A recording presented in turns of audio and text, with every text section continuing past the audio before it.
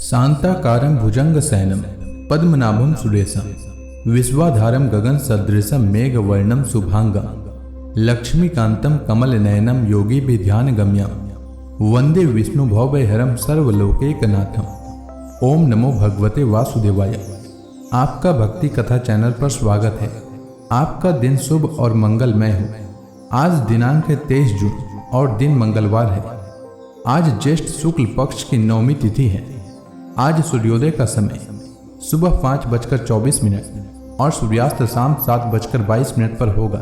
ब्रह्म मुहूर्त रहेगा सुबह 4:04 से सुबह 4:44 तक और अभिजीत मुहूर्त रहेगा सुबह 11:55 से दोपहर 12:51 तक। वहीं राहु काल शाम में 3:53 से शाम 5:38 तक रहेगा।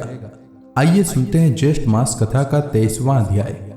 श्री सुखदेव जी कहते हैं, परीक्षित, भगवान श्री राम जी ने अनेकानेक पर्वतों के शिखरों से समुद्र पर पुल बांधा।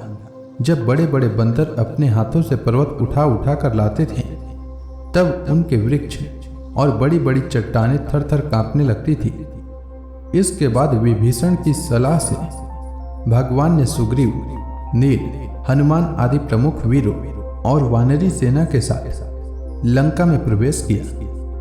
वह तो श्री हनुमान जी के द्वारा पहले ही जलाई जा चुकी थी। उस समय वानर राज की सेना ने लंका के सैर करने और खेलने के स्थान, अन्न के गोदाम, खजाने, दरवाजे, फाटक, सभा भवन, छज्जे और पक्षियों के रहने के स्थान तक को घेर लिया। उन्होंने वहां की वेदी, ध्वजाएं, सोने के कलश और चौराहे तोड़ फोड़ डाले। उस समय लंका ऐसी मालूम पड़ रही थी जैसे झुंड के झुंड हाथियों ने किसी नदी को मथ डाला हो। यह देखकर राक्षस राज रावण ने निकुंभ, कुंभ, धूम्राक्ष, दुर्मुख, सुरांतक, नरांतक, प्रहस्त, अतिकाय, विकंपन आदि अपने सब अनुचरों, पुत्र मेघनाथ और अंत में भाई कुंभकर्ण को भी युद्ध करने के लिए भेजा। राक्षसों की वह विशाल सेना तलवार, त्रिशूल, धनुष, पास, दृष्टि, शक्ति, बाण, भाले, खड़ग आदि शस्त्र अस्त्रों से सुसज्जित और अत्यंत दुर्गम थी। भगवान श्री राम ने सुग्रीव, लक्ष्मण, हनुमान, गंधमादन, नील, अंगद, जांबुवान और पनस आदि वीरों को अपने साथ लेकर राक्षसों की सेना का सामना किया। रघुवंश शिरोमणि भगवान श्री राम के अंगद आदि सब सेनापति राक्षसों की चतुरांगणी सेना हाथी, रथ, घुड़सवार और पैदलों के साथ द्वंद्व युद्ध की रीति से भिड़ गए और राक्षसों को वृक्ष, पर्वत शिखर, गदा और बाणों से मारने लगे। उनका मारा जाना तो स्वाभाविक ही था, क्योंकि वे उसी रावण के अनुचर थे जिसका मंगल श्री सीता जी को स्पर्श करने के कारण पहले ही नष्ट हो चुका था।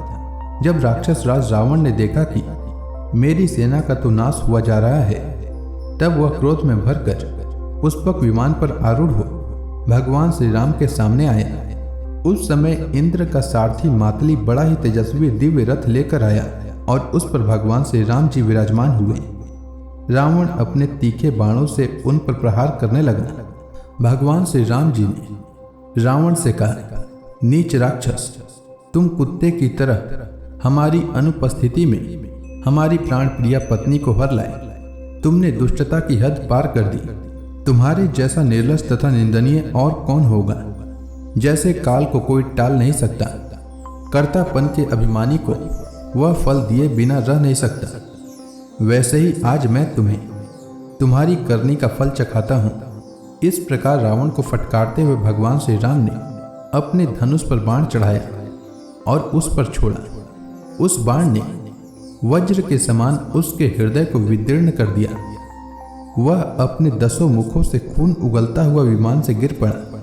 ठीक वैसे ही जैसे पुण्यात्मा लोग भोग समाप्त होने पर स्वर्ग से गिर पड़ते हैं। उस समय उसके पुरजन परिजन हाय हाय करके चिल्लाने लगे।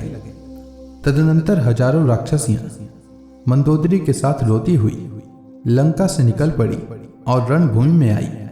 उन्होंने देखा कि उनके स्वजन संबंधी लक्ष्मण जी के बाणों से छिन्न भिन्न होकर पड़े हुए हैं।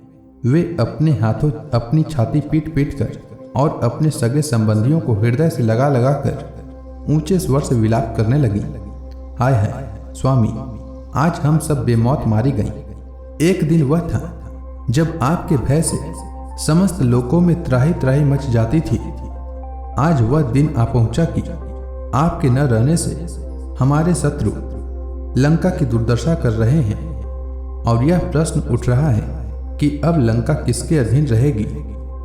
आप सब प्रकार से संपन्न थे, किसी भी बात की कमी न थी, परंतु आप काम के वश हो गए और यह नहीं सोचा कि सीता जी कितनी तेजस्विनी हैं और उनका कितना प्रभाव है। आपकी यह भूल आपकी इस दुर्दशा का कारण बन गई। कभी आपके कामों से हम सब और समस्त राक्षस वंश आनंदित होता था और आज हम सब तथा यह सारी लंका नगरी विधवा हो गई। आपका वह शरीर जिसके लिए आपने सब कुछ कर डाला, आज गिद्धों का आहार बन रहा है और अपने आत्मा को आपने नरक का अधिकारी बना डाला। यह सब आपकी ही ना समझी और कामता का फल है। तो इसी के साथ यह अध्याय समाप्त हुआ। तो प्रेम से बोलिए विष्णु भगवान की जय। इसके आगे की कथा मैं कल के अध्याय में सुनाऊंगा। तब तक के लिए भगवान श्री हरि विष्णु का नाम जपते रहें।